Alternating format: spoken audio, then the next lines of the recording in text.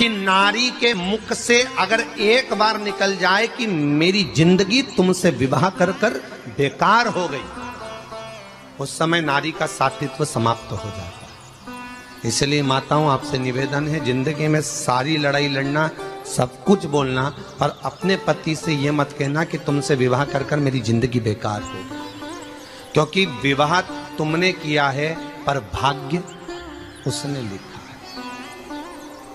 भाग्य लिखने वाला वो है।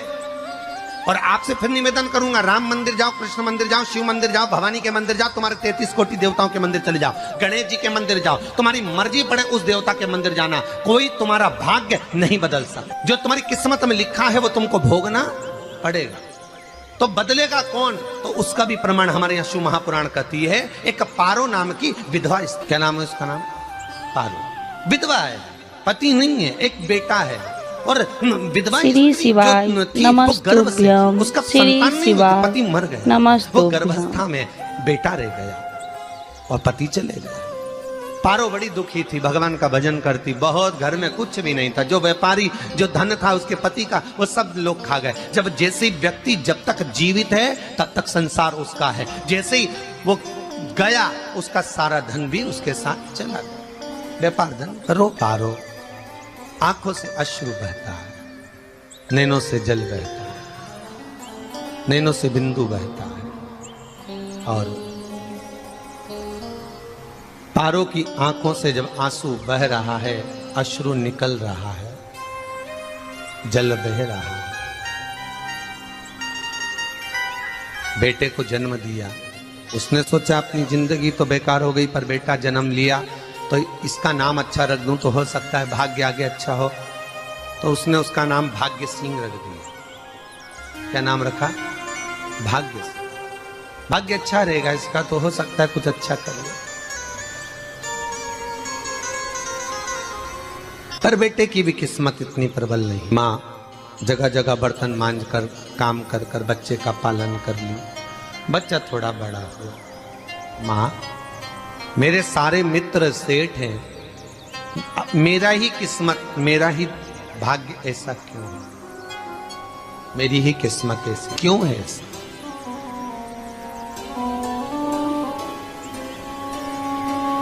मां, मेरी किस्मत में इतना दुख क्यों लिखा है?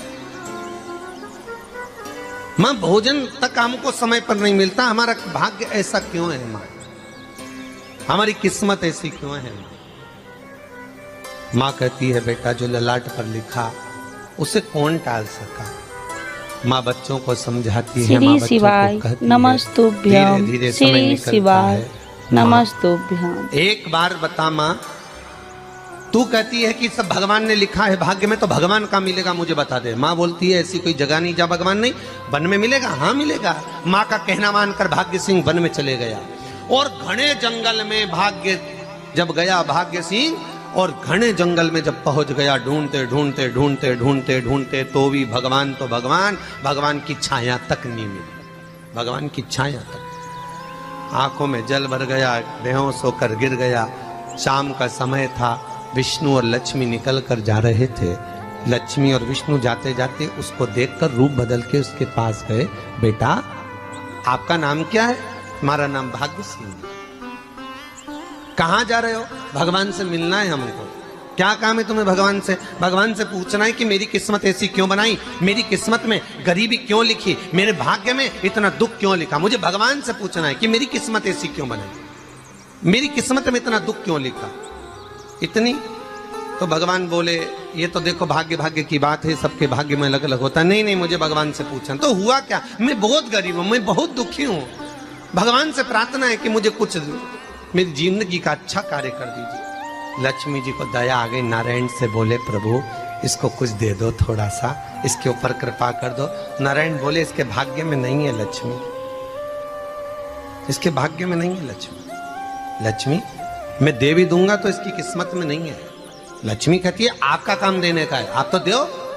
भगवान ने कहा, लक्ष्मी नहीं है भाग्य में, तुम तो दे दो। लक्ष्मी जी के कहने पर नारायण ने उसको एक हीरे का हार दे दिया। ले, ये ले हीरे का हार।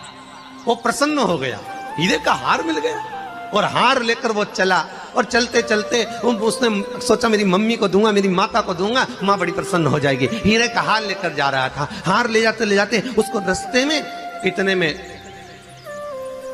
उसको तुरंत उसी समय पर कहीं सोचादि कर्म के लिए जाना पड़ा। उसने सोचा इस हार को इस पत्थर पर रख देता हूं, अभी आऊंगा वापिस इस हार को उठाकर घर लेकर चले जाऊंगा। और सोचादि कर्म के लिए वो चल दिया। गया, हाथ धोकर आया, इतने में एक चील उड़ती उड़ती आई, उसका हार लेकर चली गई। आके रोने लगा, माँ को जाकर कहा, माँ किस्मत तो देख, इतना जोरदार हार मिला था हीरे का, पर भाग्य में नहीं था, नहीं मिला। इतने में वो रोता रोता तुरंत फिर भगवान के पास गया, रोता बिलखता फिर पहुंच गया वन के अंदर। फिर भगवान मिले। भगवान ने पूछा अब क्या हुआ? प्रभु मेरा हार तो वो हीरे का, मेरा हीरे का हार ले गई चील। भगवान बोले देख भैया, हम तो तेरे किस्मत में था, वो कर दिया, अब आगे तू एक काम कर, ब्रह्मा जी से जाके मिल। ब्रह्मा जी कहाँ मिलेंगे? श्री शिवाय नमस्तुभ्यं। श्री शिवाय नमस्तुभ्यं। ब्रह्मा जी मेरे भाग्य में गरीबी लिखी है, कुछ अच्छा कर दीजिए। ब्रह्मा जी कहते हैं तुम्हारा भाग्य में जो लिखा है वो तुम्हें भोगना पड़ेगा। नहीं नहीं, आप कृपा करो। लक्ष्मी जी ने नारायण से कहा इसको कुछ कृपा कर दो। तो भगवान ब्रह्मा जी ने कहा चलो इसका भाग्य बदलने के लिए एक हीरे की अंगूठी दे देता हूं। भगवान ने उसको हीरे की अंगूठी दे दी। अब हीरे की अंगूठी दी, फिर वो लेकर चला। इतना खुश था, अब मुझे हीरे की अंगूठी मिल गई, अब मुझे हीरे की अंगूठी मिल गई। इतना प्रसन्न होकर जा रहा था, इतने में इसको लग गई प्यास। इसने सोचा पानी पी लूं। पानी पीने के लिए इसने मुंह को करा नीचे, जेब में रखी थी अंगूठी, वो पानी में लुढ़क गई। लुढ़कते से एक मछली निगल गई, अंगूठी भी हाथ से। देखिए, कोई कितना भी साथ दे दे, पर भाग्य में अगर सुख लिखा होगा तो वो अपने आप मिलेगा। नहीं, फिर आया, फिर मां से कहा मां ऐसा हो। माँ ने कहा चल जाने दे, तू रोज रोज बहाना बना के चले जाता है, दिन भर इधर उधर घूमता रहता है, शाम को आता है और बहाने बना के कहाँ की स्टोरी सुनाता रहता है, ना जाने कहाँ की कहानियां सुनाता रहता है। चल काम पे जा, कुछ काम कर तो भाग्य बदलेगा। नहीं नहीं माँ, मैं सत्य बोल रहा हूँ, नहीं माना। फिर चले गया। नारायण ने कहा एक काम करो, अब तुम शंकर जी के पास जाओ, शिव जी के पास जाओ। भोलेनाथ जी ने उसको हीरे की पोटली दे दी। वो हीरे की पोटली ले जाकर अब की बार सोचा कहीं रुकूंगा ही नहीं, सीधे घर गया। मम्मी को याद करा, माँ नहीं थी। उसने एक लोटे के अंदर हीरे रख दिए। मैं माता को ढूंढ के आता हूँ। माँ को ढूंढने गए, इसमें चोर घुस गए घर के अंदर, लोटा ही ले गए। फिर आके देखा, फिर माँ ने कहा, फिर बहाने बनाया तूने, फिर स्टोरी सुने, फिर कहानी सुने। माँ मैं सत्य कह रहा हूं, सत्य। आखिरी में हार गया।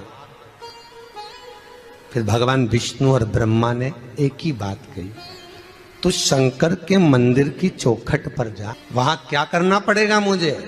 कुछ मत करना, केवल उसकी चौखट पर जाकर उसका दीदार करना, उसका दर्शन करना। उससे क्या होगा? भगवान विष्णु और ब्रह्मा कहते हैं 33 कोटि देवताओं के पास जाएगा तो कुछ नहीं होने वाला, पर शंकर के दरवाजे पर भाग्य देवी रोज प्रतिदिन झाड़ू लगाती है। कौन झाड़ू लगाती है? भाग्य देवी। आपसे निवेदन है, बहुत सुंदर कथा, इससे समझना कि विष्णु ब्रह्मा राम कृष्ण आदि 33 कोटि देवताओं के पास तुम चले जाओ, कोई तुम्हारा भाग्य नहीं बदल सकता। हाँ, अगर भाग्य देवी का तुम स्मरण करो, किसी मंदिर में जाना तो ये भगवान से कहना भगवान लक्ष्मी दो। भगवान से लक्ष्मी मत मांगना, भगवान से कहना मेरा भाग्य ऐसा कर दो, या भाग्य देवी की कृपा मुझ पर बरसा दो जिससे मेरा भाग्य बदल जाए, कुछ अच्छा हो जाए मेरी जिंदगी में।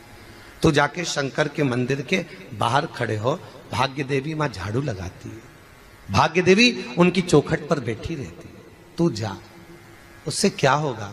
बस देवता तो तेरी जिंदगी बदलने के लिए कब से इंतजार कर रहे हैं, पर तेरा भाग्य नहीं बदल पा रहा। तेरा भाग्य बदलेगी तो भाग्य देवी ही बदल गया। शिव मंदिर के दरवाजे पर जाकर खड़ा हो जाता, भीड़ होती तो दरवाजे से दर्शन कर लेता, बाबा से नयन मिलाता, रोज प्रतिदिन जाता। एक दिन शंकर जी ने भाग्य देवी से कहा, देवी इसका भाग्य बदल दो। देवी कहती है, भोलेनाथ इसकी किस्मत में ब्रह्मा जी ने यही लिखा है दुख, इसकी किस्मत में ठोकरें खाना ही लिखा है।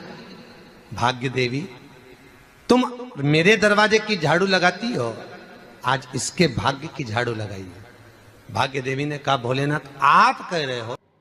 श्री शिवाय नमस्तुभ्यम, श्री शिवाय नमस्तुभ्यम।